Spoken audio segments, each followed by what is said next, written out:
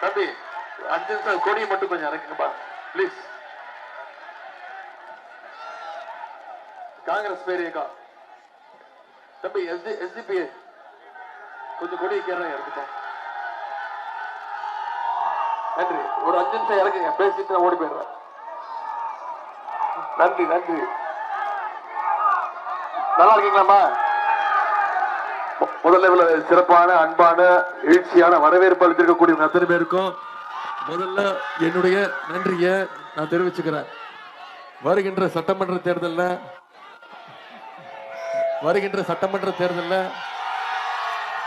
மீண்டும் நம்முடைய முதலமைச்சர் மீண்டும் தமிழ்நாட்டு மக்களால் தேர்ந்தெடுக்கப்பட்டு முதலமைச்சராக உட்கார போவது உறுதி. கரெக்டா? அதற்கு இந்த ராயபுரம் தொகுதியில உங்ககிட்ட நம்முடைய தலைவர் அவர்கள் ஒரு நல்ல வேட்பாளரை ஒப்படைச்சிருக்கிறாரு. மருத்துவர் சகோதரர் ஜுபேர் கான் அவர்களை அதிகமான வாக்கு வித்தியாசத்தில் ஜெயிக்க வச்சு சட்டமன்றத்துக்கு அனுப்புவதற்கு நீங்க தயாராயிட்டீங்களா? தயாரா? எந்த சின்னம் சொல்லுங்க, கையை காட்டி சொல்லுங்க. எந்த சின்னம்? உதயசூரியன் சின்னத்தில் வாக்களிச்சு சென்ற முறை திரு ஐட்ரீம்ஸ் மூர்த்தி அவர்களை கிட்டத்தட்ட 27,000 வாக்கு வித்தியாசத்தில் ஜெயிக்க வச்சு அனுப்பிச்சிங்க. அவர் ஒரு நல்ல சிறந்த சட்டமன்ற உறுப்பினராக செயல்பட்டாரு. இந்த முறை ஒரு நல்ல வேட்பாளரை உங்ககிட்ட தலைவர் அவர்கள் ஒப்படைச்சிருக்கிறாங்க. முதல்ல இந்த நிகழ்ச்சி இவ்வளவு சிறப்பாக ஏற்பாடு செஞ்சிருக்கக்கூடிய உங்களுடைய வெற்றி வேட்பாளர் மருத்துவர் டாக்டர் ஜுபேர்கான் அவர்களுக்கும், மாவட்ட பொறுப்பாளர் பெரம்பூர் சட்டமன்ற தொகுதியினுடைய வெற்றி வேட்பாளர் அண்ணன் ஆர்டி சேகர் அவர்களுக்கும், மக்களவை உறுப்பினர் டாக்டர் கலாநிதி வீராசாமி அவர்களுக்கும், சட்டமன்ற உறுப்பினர் திரு ஐட்ரீம்ஸ் மூர்த்தி அவர்களுக்கும், தலைமை செயற்குழு உறுப்பினர்கள் அண்ணன் இளையாரன் அவர்களுக்கும், மனோகரன் அவர்களுக்கும், பிடி பாண்டி செல்வம் அவர்களுக்கும், பகுதி செயலாளர்கள் ஏப்பா மைக்கு விட்டு விட்டு கேக்குது, பகுதி செயலாளர்கள் சுரேஷ் அவர்களுக்கும், செந்தில்குமார் அவர்களுக்கும், மாவட்ட துணை செயலாளர் நாகம்மை அவர்களுக்கும், பொதுக்குழு உறுப்பினர்கள் சேகர், சிவகுமார், ராஜேந்திரன், சண்முகம், இளைஞரணி துணை அமைப்பாளர்கள் கட்மேஷ் சோமசுந்தரமூர்த்தி, லயலா மதன் உள்ளிட்ட அனைத்து மாவட்ட அணிகளுடைய அமைப்பாளர்கள் தீனதயாளன், கார்த்திக் செங்கோட்டுவன், லட்சுமி வேலு, சுரேஷ், செந்தில்குமார், வட்ட செயலாளர்கள் பாலன், ரவி, புகழேந்தி, கொரியர் முருகன், பால லட்சுமணன், கௌரீஸ்வரன், கலைச்செல்வன், சதீஷ்குமார், கணேஷ், கிருஷ்ணராஜ், கோவிந்தராஜ், கண்ணன், இளைஞரணி உள்ளிட்ட அனைத்து சார்பு அணிகளுடைய நிர்வாகிகளுக்கும், அதே போல் நம்முடைய கூட்டணி கட்சி சேர்ந்த நண்பர்கள், நிர்வாகிகள், இந்திய தேசிய காங்கிரஸ், திராவிடர் கழகம், தேசிய முற்போக்கு திராவிடர் கழகம், இந்திய கம்யூனிஸ்ட் கட்சி, மார்க்சிஸ்ட் கம்யூனிஸ்ட் கட்சி, விடுதலை சிறுத்தைகள், மறுமலர்ச்சி திராவிட முன்னேற்ற கழகம், இந்திய யூனியன் முஸ்லிம் லீக், மனிதநேய மக்கள் கட்சி, மனிதநேய ஜனநாயக கட்சி, மக்கள் நீதி மையம், தமிழ் புலிகள் கட்சி, எஸ்டிபிஐ, முக்குளத்தூர் புலிப்படை உள்ளிட்ட அனைத்து தோழமை கட்சி சார்ந்த நண்பர்களுக்கும், இங்க வந்திருக்கக்கூடிய தாய்மார்கள், அக்காக்களுக்கும், அம்மாக்களுக்கு, பாட்டிகளுக்கும், தங்கைகளுக்கும், அத்தனை பேருக்கும், முத்தமிழர் கலைஞருடைய உயிரினும் மேலான அன்பு உடன்பிறப்புகள் உங்க அத்தனை பேருக்கும் முதல்ல என்னுடைய நன்றியை நான் தெரிவிச்சுக்கிறேன். இந்த ராயபுரம் தொகுதியில ஒரு நல்ல வேட்பாளரை தலைவர் அவர்கள் உங்களிடத்துல ஒப்படைச்சிருக்கிறாங்க. கழக சிறுபான்மையினர் நலப்பிரிவினுடைய அணியினுடைய செயலாளர் மருத்துவர் சகோதரர் ஜுபேர் கான் அவர்களை உங்களிடத்துல ஒப்படைச்சிருக்கிறாங்க. கழகத்துடைய இடி மின்னல் மழை அப்படின்னு கலைஞர் அவர்களால் புகழப்பட்ட மூவர்ல இடியாக முழங்கிய அண்ணன் ரகுமான் கான் அவருடைய அன்பு மகன்தான் திரு ஜுபேர் கான் அவர்கள். சேவை மனப்பான்மை மிக்கவர், மக்களை நேசிக்கின்ற பண்புக்கு சொந்தக்காரர். நீங்க அவரை வெற்றி பெற வச்சு சட்டமன்றத்துக்கு அனுப்பிச்சீங்கன்னா நிச்சயம் இந்த ராயபுரத்தோட வளர்ச்சியை அடுத்த கட்டத்திற்கு அவர் எடுத்து செல்வார். சகோதரர் ஜுபேர் கான் அவர்களுக்கு நீங்க எல்லாம் உதயசூரியன் சின்னத்துல வாக்களிச்சு மிகப்பெரிய வெற்றியை தேடி செஞ்சு தருவீங்களா? கடந்த 5 வருஷத்துல ஏற்கனவே நம்ம தான் இங்க சட்டமன்ற உறுப்பினராக இருந்தோம். இன்னைக்கு தலைவர் அவர்கள் தமிழ்நாடு முழுக்க போய் வாக்காளர்களை சந்திச்சு, தமிழ்நாட்டு மக்களை சந்திச்சு இன்னொரு வாய்ப்பு கொடுங்கன்னு கேட்கிறோம். நான் சகோதரர் ஜுபேர் கானை அழைச்சிட்டு வந்து இதே ராயபுரத்துல இன்னொரு வாய்ப்பு கொடுங்கன்னு கேட்கிறோம்னா எந்த உரிமையில கேட்கிறோம்? 5 வருஷமா இந்த தொகுதிக்கு, இந்த பகுதிக்கு பல்வேறு திட்டங்களை செஞ்சு கொடுத்திருக்கிறோம் அப்படிங்கிற அந்த உரிமையில உங்களை கேட்க வந்திருக்கிறேன். சில திட்டங்களை மட்டும் இங்க குறிப்பிட விரும்புகின்ற, வட சென்னையை வளர்ந்த சென்னையா மாத்துகின்ற நம்முடைய திராவிட மாடல் அரசுல 8000 கோடி ரூபாய் மதிப்பீட்டுல இந்த பகுதியில் பல்வேறு பணிகள் நடைபெற்றிருக்கு. இந்த 30 கோடி ரூபாய் ஒதுக்கீடு செய்யப்பட்டு போஜராஜ நகர்ல ரயில்வே சுரங்கப்பாதை யார் கட்டி கொடுத்தா? நம்முடைய முதலமைச்சர், திராவிட மாடல் அரசு. இந்து மயானத்துல மழைநீர் தேங்குவதை அகற்ற 1 கோடி ரூபாய் ஒதுக்கீடு செஞ்சு பம்பிங் ஸ்டேஷன் அமைச்சு கொடுத்தது நம்முடைய திராவிட மாடல் அரசு. 5 கோடி ரூபாய் மதிப்பீட்டுல ஸ்டான்லி நகர்ல புதிதாக மாநகராட்சி பள்ளிக்கு புதிய பில்டிங்ஸ் கட்டி கொடுத்திருக்கிறோம். 6 கோடி ரூபாய் மதிப்பீட்டுல 2 மகளிர் மேல்நிலை பள்ளிக்கான கட்டுமான பணிகள் நடைபெற்று வருது.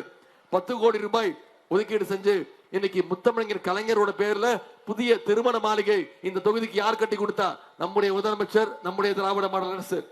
6 கோடி ரூபாய் ஒதுக்கீடு செய்யப்பட்டு சஞ்சீவராயன் கோவில் தெருவில் புதிய மகப்பேறு மருத்துவமனை நம்முடைய அரசு, நம்முடைய முதலமைச்சர்கள் கட்டி கொடுத்திருக்காங்க. 42 கோடி ரூபாய் மதிப்பீட்டுல மாணவர்கள் பயன்பெறும் வகையில தங்கசாலை தொழில்நுட்ப பயிற்சி மையத்திற்கு இன்னைக்கு புதிய கட்டிடங்கள் நம்முடைய அரசு, நம்முடைய முதலமைச்சர்கள் கட்டி கொடுத்திருக்கிறார். 7 கோடி ரூபாய் ஒதுக்கீடு செஞ்சு 52வது வார்டுல வேலை செய்யும் பெண்களுக்கான ஹாஸ்டல் வசதி நாம கட்டி கொடுத்திருக்கிறோம். அதே போல் மணிகண்ட முதலி தெரு, கல்லறை சாலை உள்ளிட்ட பகுதிகளில் 6 கோடி ரூபாய் ஒதுக்கீடு செய்யப்பட்டு மாநகராட்சி பள்ளிக்கு புதிய வசதிகள் ஏற்படுத்தி கொடுத்திருக்கிறோம். ஸ்டான்லி மருத்துவக் கல்லூரியில 152 கோடி ரூபாய் ஒதுக்கீடு செஞ்சு இன்னைக்கு நவீன வசதிகளுடன் ஆர்த்தோ பிரிவு, செவிலியர் பயிற்சி பிரிவு, பள்ளி மற்றும் புதிய தங்கும் விடுதிகள் நம்முடைய முதலமைச்சர், நம்முடைய அரசு கட்டி கொடுத்திருக்கு. 96 கோடி ரூபாய் மதிப்பீட்டுல ராயபுரம் RSRM மருத்துவமனையில இன்னைக்கு பல்வேறு மேம்பாட்டு பணிகள் நம்முடைய முதலமைச்சர் செஞ்சு கொடுத்திருக்கிறார். இதை தவிர பல்வேறு கோரிக்கைகளும் வச்சிருக்கிறீங்க. 50வது வார்டுல ஒரு கம்யூனிட்டி ஹெல்த் சர்வீஸ் சென்டர் வேணும். 48வது வார்டுல சாலை வசதிகள் மேம்படுத்தணும். 56வது வார்டுல அயனிங் ரூம் வசதி மற்றும் குடிநீர் தொட்டிகள் அமைச்சு கொடுக்கணும். கிழக்கு மாதா தெருவில் ரேஷன் கடை வேணும். மின் பொருட்கள் ஏற்றுமதிக்கான வசதிகள் ஏற்படுத்தப்படும். இப்படி பல்வேறு கோரிக்கைகளை வச்சிருக்கிறீங்க. முக்கியமா மீனவர்களுக்கான வாக்குறுதிகள். இந்த ராயபுரம் பகுதி நம்முடைய தலைவருக்கு தெரியும், இது மீனவர்கள் அதிகம் வசிக்கின்ற பகுதி. மீனவர்கள் பயன்பெறுகின்ற வகையில பல்வேறு வாக்குறுதிகளை நம்முடைய தலைவர் கொடுத்திருக்கிறார். மீன்பிடி தடைகால நிவாரண தொகையை 5000 ரூபாயிலிருந்து நம்முடைய அரசு இன்னைக்கு 8000 ரூபாயாக உயர்த்தி கொடுத்திருக்கிறோம். வரப்போற திராவிட மாடல் 2.0 ஆட்சியில அந்த 8000 ரூபாயை 12000 ரூபாயாக உயர்த்தி கொடுப்போம்னு வாக்குறுதி கொடுத்திருக்கிறோம். மீன்பிடி குறைவு கால சிறப்பு நிவாரண தொகை 6000 ரூபாயிலிருந்து 9000 ரூபாய் உயர்த்தப்படும் வாக்குறுதி கொடுத்திருக்கிறோம். மீனவ பெண்களுடைய வாழ்வாதாரத்தை மேம்படுத்துற வகையில நவீன மீன் விற்பனை அங்காடிகள் முக்கிய நகரங்கள் அமைக்கப்படும் வாக்குறுதி கொடுத்திருக்கிறோம். கடற்பாசி வளர்ப்பை மீனவ பெண்கள் மத்தியில் ஊக்கப்படுத்தி அவர்களை தொழில் முனைவராக நடவடிக்கை எடுக்கப்படும் வாக்குறுதி கொடுத்திருக்கிறோம்.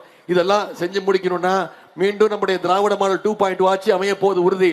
உங்களுடைய தொகுதி ராயபுரம் சட்டமன்ற தொகுதியிலிருந்து சகோதரர் ஜுபேர்கான் அவர்களை தேர்வு செஞ்சு சட்டமன்றத்துக்கு அமைச்சீங்கன்னா நிச்சயம் உங்களுடைய அத்தனை கோரிக்கைகளையும் நிறைவேற்றி தரத்துக்கு நான் பொறுப்பெடுத்துக்கிறேன். இன்னைக்கு தலைவர் மக்களை சந்திக்கிறார், நானும் மக்களை சந்திக்கிறேன். எந்த தைரியம், எந்த உறுதி, எந்த உரிமையில போறோம்? 5 வருஷம் நம்முடைய திராவிட மாடல் 2.0 ஆட்சியில என்னென்ன சொன்னமோ அதெல்லாம் செஞ்சு கொடுத்திருக்கிறோம். உதாரணத்திற்கு சில திட்டங்கள். சென்ற சட்டமன்ற தேர்தல் பொழுது நம்முடைய முதலமைச்சர் கொடுத்த முதல் வாக்குறுதி, பெண்களுக்கு மகளிருக்கு கட்டணமில்லா பேருந்து திட்டம் அறிமுகப்படுத்தப்படும் சொன்னோம். செஞ்சு கொடுத்தாரா இல்லையா தலைவர்? அவர் முதலமைச்சரா பொறுப்பேற்று போட்ட முதல் கையெழுத்து மகளிருக்கு கட்டணமில்லா பேருந்து அறிமுகப்படுத்தணும். மாசம் 900 ரூபாயிலிருந்து 1000 ரூபாய் வரைக்கும் சேமிக்கிறாங்க. அரசு பள்ளியில படிக்கக்கூடிய மாணவர்கள், குழந்தைங்க காலையில பசியோட படிக்க கூடாதுன்னு 1ஆம் வகுப்பிலிருந்து 5ஆம் வகுப்பு வரை படிக்கக்கூடிய குழந்தைங்களுக்கு முதலமைச்சர் காலை உணவு திட்டம். காலைல ஸ்கூலுக்கு வந்தோடனே முதல்ல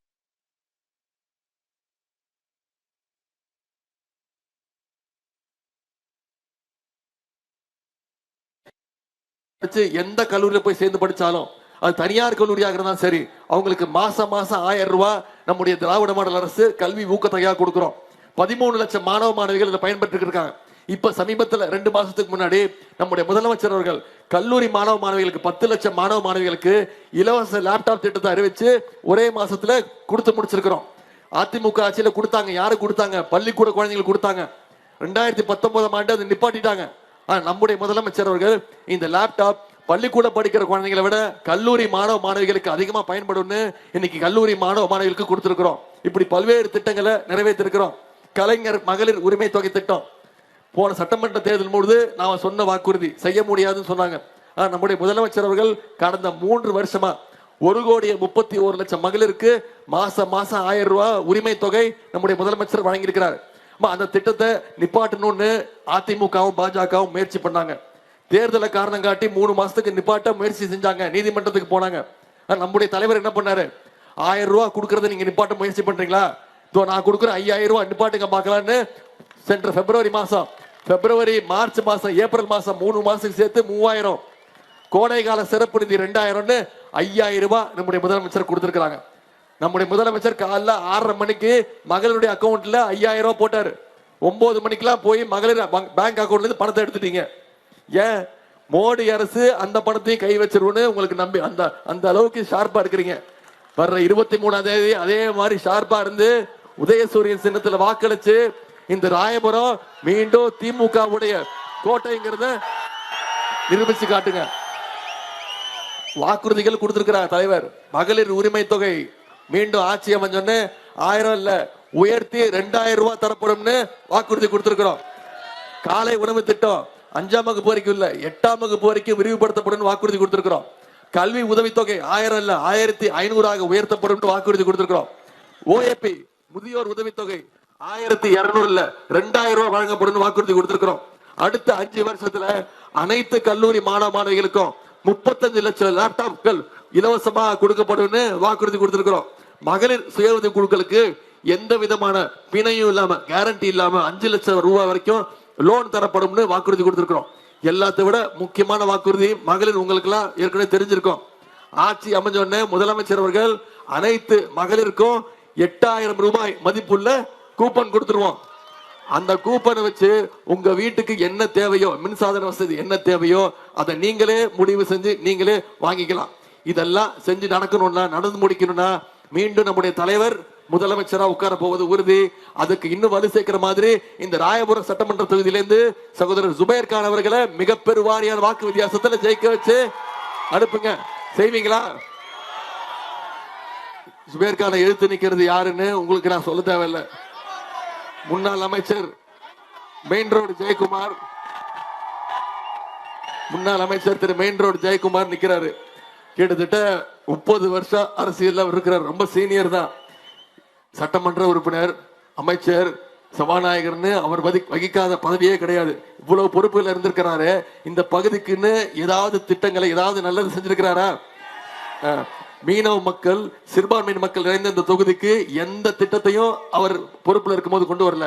எல்லா திட்டங்களும் நம்முடைய திராவிட மாடல் 2.0 ஆட்சியில நாம கொண்டு வருவோம். இன்னும் அதிகமான திட்டங்கள் கொண்டு வருவோம். நம்ம முதலமைச்சர் தான் இந்த பகுதிக்கான அனைத்து திட்டங்களும் கொடுத்திருக்கிறார். இன்னைக்கு காசிமேடு துறைமுகத்தை 100 கோடி ரூபாய் மதிப்பீட்டுல நம்முடைய அரசு மேம்படுத்தப்பட்டிருக்கு. இப்படி ஏராளமான பணிகளை செஞ்சு அந்த உரிமையோடு மீண்டும் வாக்கு கேட்டு வர்ற இன்னைக்கு தேதி 10ஆம் தேதி, தேர்தல் 23ஆம் தேதி. இன்னும் நம்முடைய கைகள்ல 13 நாட்கள் இருக்கு. இந்த 13 நாட்களும் பிரச்சாரத்தை மக்கள்கிட்ட கொண்டு போய் நீங்க சேர்க்கணும். ஒவ்வொரு தெருவா போகணும், ஒவ்வொரு வீடா போகணும், ஒவ்வொரு வாக்காளரையும் சந்திக்கணும். செய்வீங்களா? செஞ்சு வாக்காளர்களை சந்திச்சு பேசுங்க, பிரச்சாரம் பண்ணுங்க. நம்முடைய அரசு இந்த 5 வருஷத்துல என்னென்ன திட்டங்கள் கொண்டு வந்திருக்கிறோம், மீண்டும் ஆட்சிக்கு வந்தா என்னென்ன திட்டங்கள் நம் வாக்குறுதிகள் கொடுத்திருக்கிறோம். இந்த தமிழ்நாடு மீண்டும் அதிமுக அடிமை கூட்டம் சங்கி கூட்டத்துக்கிட்ட மாட்டிடுச்சுன்னா மீண்டும் இந்த தமிழ்நாடு எவ்வளவு பின்னோக்கி போயிடும் அப்படிங்கிற பிரச்சாரத்தை மக்கள்கிட்ட எடுத்து கொண்டு போய் நீங்க சேர்த்தீங்கன்னா இந்த ராயபுரம் தொகுதியில குறைஞ்சது 50,000 வாக்கு வித்தியாசத்துல சகோதரர் ஜுபைர் கான் அவர்களை வெற்றி பெற வைப்பீங்களா? நிச்சயம் செஞ்சு காட்டுவீங்களா?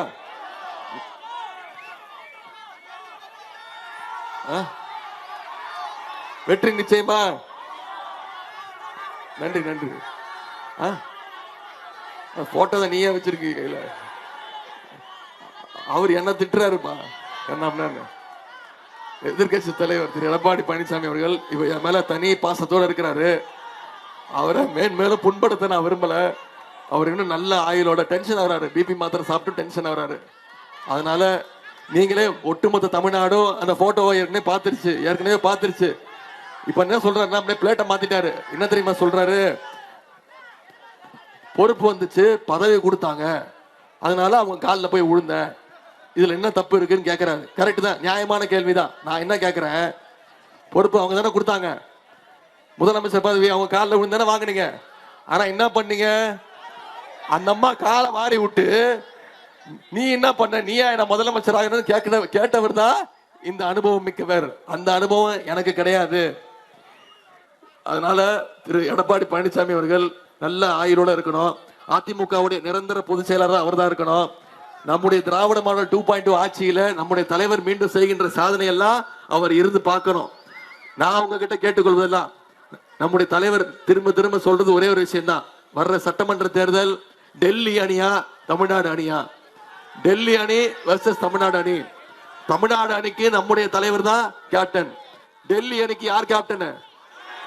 திரு மோடி அவர்கள் கேப்டன். மோடியுடைய அடிமை யாரு? நான் சொல்லல. அந்த அந்த டீம் மீண்டும் மிகப்பெரிய ஏற்கனவே 10 தோல்வி கொடுத்திருக்கிறோம் அவருக்கு. 10 தோல்வி பழனிசாமியை இந்த முறை மொத்த தோல்வி பழனிசாமியாக்கி வீட்டில் உட்கார வைப்போம்.